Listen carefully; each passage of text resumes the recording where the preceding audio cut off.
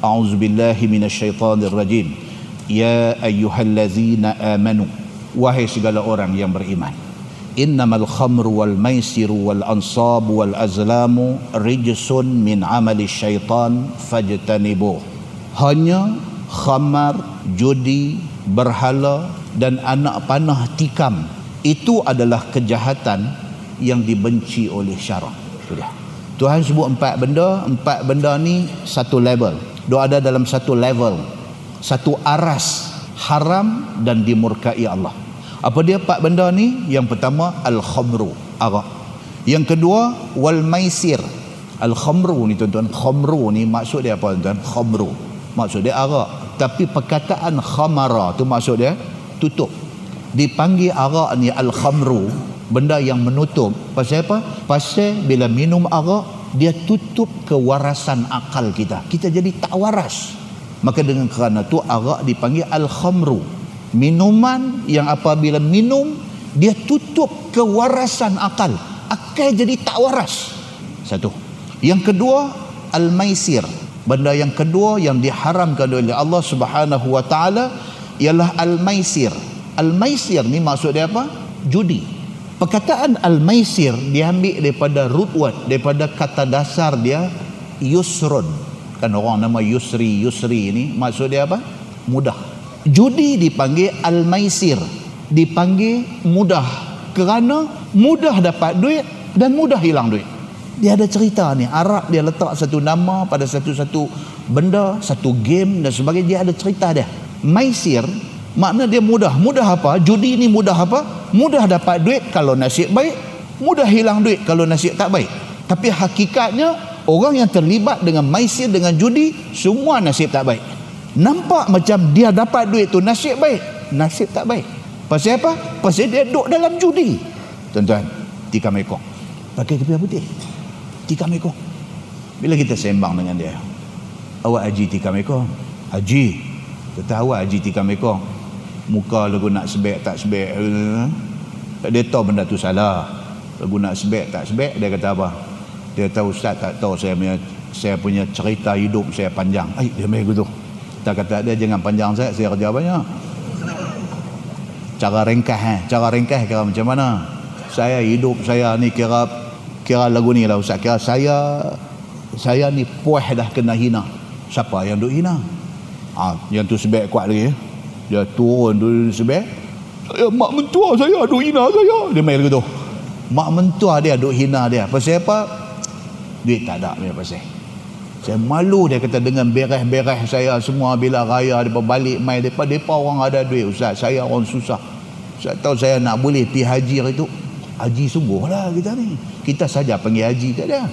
Rupanya haji saya nak pergi haji tu macam mana punya susah ustaz. Saya nak boleh sampai ke Mekah buat haji semua apa. Tapi dengan hidup tu kena hina ni apa-apa semua, saya pun mati akal, saya tak boleh fikir dah apa-apa semua. Yang tu yang duk tikam nombor ni. Saya kata kena mengena kok mana ni? Tak mana nak tahu Tuhan kesian kat saya, dia bagi kena 1 juta ke apa ke. Ini yang orang Pulau Pinang kata kerosot ni, kerosot. Ini yang kerosot ni. Kalau orang seberang dia kata rosot.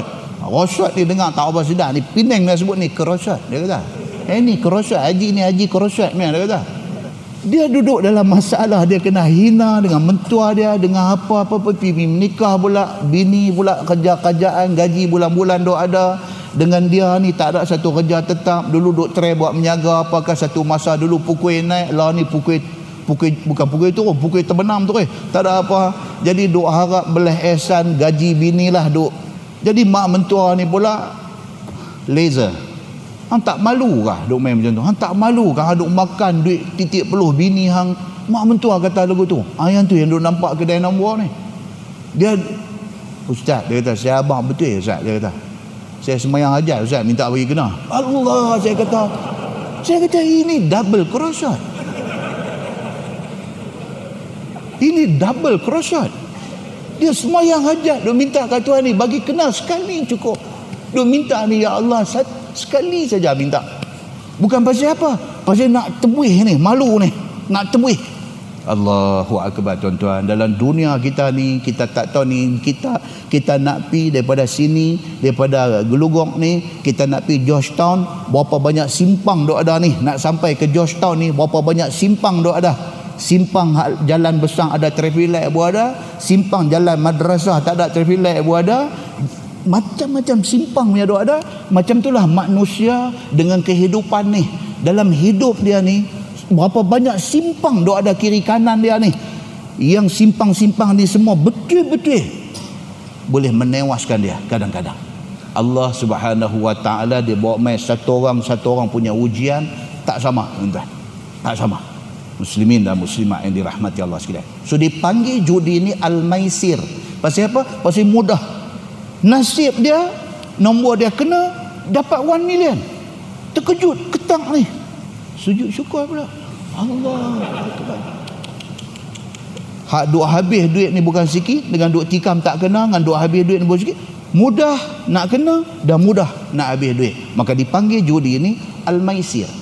Kalau tuan-tuan buka dalam tafsir Ibnu Katsir, ni ayat yang kita duk baca ni, dia bawa cerita kat kita Arab zaman jahiliah dulu.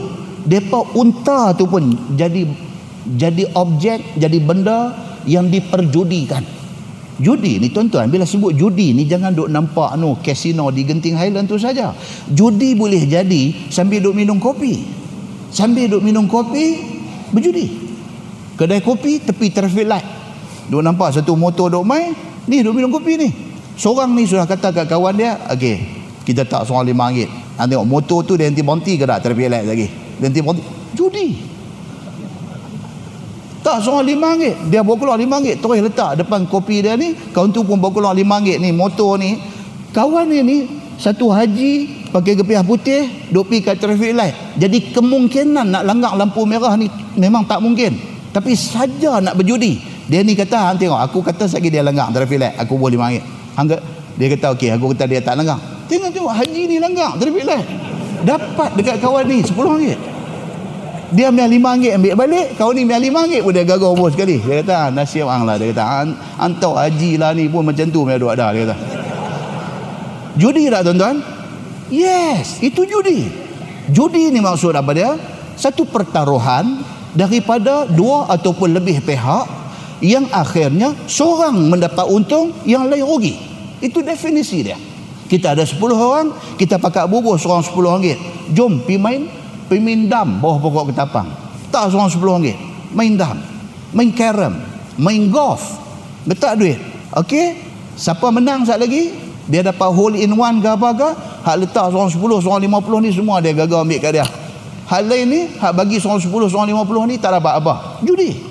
Dah Ustaz, kami tak ada ingat, kami tak ada niat judi. Kami saja seronok-seronok. Seronok ke tak seronok ke judi? Sebab dia melibatkan pertaruhan yang di akhir pertaruhan itu ada satu orang nak kaut dua balik dan ada orang yang akan loss, tak ada apa-apa. That is judi. Berapa banyak manusia di akhir zaman hari ini yang terlibat dengan judi. Tuan-tuan pernah jumpa ada satu hadis cerita tentang permainan yang dipanggil syatranj, chess, catok. Jumpa lah hadis kata haram main syatranj, main chess, main catok. Ui, takkan main catok pun haram? Dia boleh jadi haram dua sebab. Satu sebab pertaruhan, bukan catok saja, dam ataupun main goncang buah dadu, main tangga ulang. Tuan-tuan, bukan pak-pak saja berjudi, anak di sekolah pun berjudi. Pak bagi duit 5 kupang, bawa pergi sekolah, dia pergi main tu tangga ulang tu, letak seorang sekupang. Cara budak-budak tak seorang sekupang. Siapa game sampai dulu, semua duit dia ambil kat dia. Judi. Dia boleh berlaku dalam form yang begitu komersial besar, dan dia boleh jadi dalam budak-budak kecil-kecil duk main ni. Ada pertaruhan, yang pertaruhan itu boleh menyebabkan satu orang kaut kat dia dan hak lain rugi. Itu adalah judi. Dan benda yang diharamkan oleh Allah dalam ayat ni juga, dia kata al-ansab. Al-ansab ni apa dia? Patung berhala. Allah Subhanahu wa taala mengharamkan patung berhala dan juga orang yang buat persembahan kepada patung berhala ataupun buat sembelihan untuk patung berhala. Kita duduk di Malaysia ni tuan-tuan, kita kawan dengan orang-orang kaum yang bukan Islam ni. Kadang-kadang mereka ada kepercayaan mereka. dia pergi sembelih kambing untuk berhala dia. Dia sembelih kambing tu untuk persembahan kepada berhala dia. Lepas tu dia panggil orang Islam main masak, buat makan. Dia panggil kita pergi makan. Dia hamak kat kita, kata ni dia panggil Pak Haji ni main masak. Betul Pak Haji masak, tapi hak dia bagi makan tu, kambing tu disembelih untuk persembahan berhala dia. Tak boleh makan. Tak boleh makan, haram. Ini dia masuk di dalam al-ansab. Jadi kita kena make sure dulu. Kita bukan tak boleh terima jemputan mereka, tapi kena make sure benda yang dia nak jamu kita makan tu bukan binatang yang disembelih atas nama berhala dia. Muslimin dan muslimat yang dirahmati Allah sekalian. Dan azlam ni juga sejenis macam judi. Cabut, letak duit juga, lepas tu cabut anak panah. Kita teka, ni anak panah ni panjang ke pendek ke apa semua. Cabut, kita kata panjang, cabut panjang sungguh. Kita dapat pertaruhan tadi. Itu azlam. Muslimin dan muslimat yang dirahmati Allah sekalian. So ayat tadi Tuhan kata, ya ayyuhallazina amanu innamal khamru wal maisiru wal ansabu wal azlamu rijsun min amali syaitan fajtanibuh. Sesungguhnya khamar, arak, judi, berhala dan main anak panah tikam-tikam itu semua benda jahat, dibenci oleh syarak. Dan itu daripada kerja syaitan, dan jauhilah oleh kamu akan sekalian benda itu. Jangan kita piduk terlibat dengan benda-benda macam ni. Jangan kamu kerjakan, la'allakum tuflihun. Mudah-mudahan kamu dapat menang, yakni mendapat syurga Allah Subhanahu wa taala. Kita jaga diri kita daripada terlibat dengan benda ni, mudah-mudahan syurga menjadi tempat kembali kita.